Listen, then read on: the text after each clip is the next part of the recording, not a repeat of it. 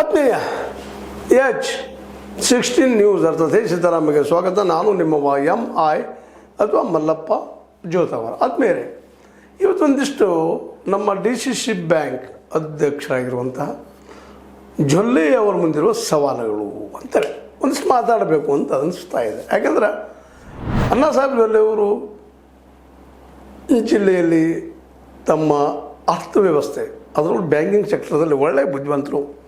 ತಮ್ಮ ಬ್ಯಾಂಕನ್ನು ಬೇರೇಶ್ವರ ಬ್ಯಾಂಕನ್ನು ಬೆಳೆಸ್ಕೊಂಡಿದ್ದಾರೆ. ರಾಜ್ಯವ್ಯಾಪಿ ಅದರಲ್ಲೂ ಬೆಳಗಾವಿ ಜಿಲ್ಲೆ ಮಹಾರಾಷ್ಟ್ರದಲ್ಲೇ ಬೆಳೆಸ್ಕೊಂಡಿದ್ದಾರೆ. ದೊಡ್ಡ ಲಾಭದ ಉದ್ಯೋಗನ ಮಾಡ್ಕೊಂಡಿದ್ದಾರೆ. ಅದನ್ನು ಚಿಕ್ಕೋಡಿ ಭಾಗದಲ್ಲಂತೂ ಅದರಲ್ಲೂ ಅವ್ರ ಊರು ಎಕ್ಸಾಂಬಾದಲ್ಲಂತೂ ಅವ್ರ ಬಗ್ಗೆ ಅವ್ರ ಸುತ್ತಮುತ್ತ ಒಳ್ಳೆಯ ಅಭಿಪ್ರಾಯಗಳಿದೆ. ಅದು ಸೋತಿರ್ಬೋದು, ಮಣ್ಣು ಇಲ್ಲ ಅಂತಲ್ಲ MP ಒಂದು ಎಲೆಕ್ಷನ್ದಲ್ಲೇ.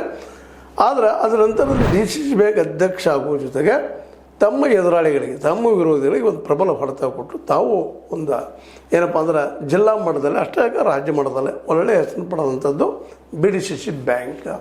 ಅದೇ ಕಾಲ ಅದರ ತಪ್ಪು ಒಪ್ಪುಗಳ ಬಗ್ಗೆ ಸಾಕಷ್ಟು ನಾವು ಚರ್ಚೆ ಮಾಡ್ತಾನೆ ಇರ್ತೀವಿ ಮೇಲಿಂದಲ್ಲ. ಆದರೆ ಈ ಸಲ ಅವ್ರ ಮುಂದೆ ದೊಡ್ಡ ಸವಾಲು ಎದುರಿಗೆ ಬರ್ತಾ ಇದೆ. ಯಾಕಂದರೆ ರೈತರು ಈ ಸಲ ಜಾಗೃತರಾಗಿದ್ದಾರೆ, ಹೆಚ್ಚು ಜಾಗೃತರಾಗಿದ್ದಾರೆ. ಮೊನ್ನೆ ಇಲೆಕ್ಷನ್ದಾಗಂತೂ ರೈತರು ಪ್ರತಿಯೊಬ್ಬರು ಇರ್ಬೋದು, ಇವತ್ತು ಗೆದ್ದಿರ್ಬೋದು ಯಾವ್ಯಾವುದೋ ರೂಪದಿಂದ. ನಮ್ಮ ಜೊಲ್ಲೆಯವರು ಅವ್ರ ಜೊತೆಯವರು ಪಾಟೀಲ್ ಜಾರಕಿಹೊಳಿ ಅವರು ಅಥವಾ ನಮ್ಮ ಜಾರಕಿಹೊಳಿ ಸಮುದಾಯದ ಅವ್ರ ಮಿತ್ರರೆಲ್ಲ ಗೆದ್ದಿರ್ಬೋದು, ಇಲ್ಲ ಅಂತಲ್ಲ.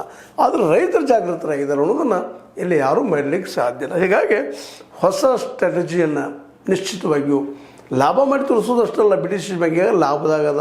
ಈಗ ಹಿಂದಿದ್ದವರಷ್ಟು ಒಂದು 7,000 8,000 ಕೋಟಿ ಇವ್ರನ್ನ 10,000 ಕೋಟಿ ಮಾಡೋದಂತ ಹೇಳಿದಾರೆ, ಮಾಡಿರಿ, ಅದೇನು ತಪ್ಪಿಲ್ಲ. ಯಾಕಂತಂದ್ರೆ ಬೆಳಿಬೇಕು. ಯಾವ ಬ್ಯಾಂಕ್ ಆದರೂ ಆರ್ಥಿಕವಾಗಿ ಸದೃಢ ಆಗಬೇಕು, ಎಲ್ಲರದ್ದು ಕರೆ.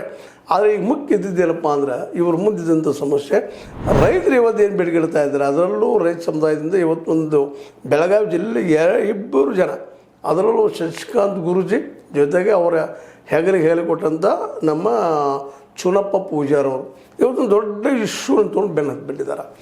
ರೈತರನ್ನು ಜಾಗೃತಿ ಮಾಡ್ತಾ ಇದ್ದಾರೆ. ಜಾಗೃತಿ ಮಾಡೋ ಜೊತೆಗೆ ರೈತರು ನೀವು ನೋಡಪ್ಪ ಹಳ್ಳಿ ಪ್ರತಿ ಹಳ್ಳಿಗೂ ಗೋಡೌನ್ ಕಟ್ಕೊಳ್ರಿ, ಮಾಡಿರಿ, ನೀವು ಸ್ವಂತ ಆರ್ಥಿಕ ಬಲಿಷ್ಠ ಆಗಿರಿ ಅನ್ನೋಂಥ ಮಾತುಗಳನ್ನ ಬಿತ್ತುವ ಜೊತೆಗೆ ಎಕರೆಗೆ 1 ಲಕ್ಷ ಸಾಲ ತೊಗೊಳ್ಳಬೇಕು, ನೀವು ಪಡೀಲೇಬೇಕು ಅನ್ನುವಂಥ ಒಂದು ದೊಡ್ಡ ಒಂದು ವಿಚಾರವನ್ನು ಅಲ್ಲಿ ಹಮ್ತಾ ಇದ್ದಾರೆ. ಮತ್ತು ಅವ್ರ ಮೇದಿಂದ ಸ್ಟಾರ್ಟ್ ಮಾಡ್ತಾ ಇದ್ದಾರೆ.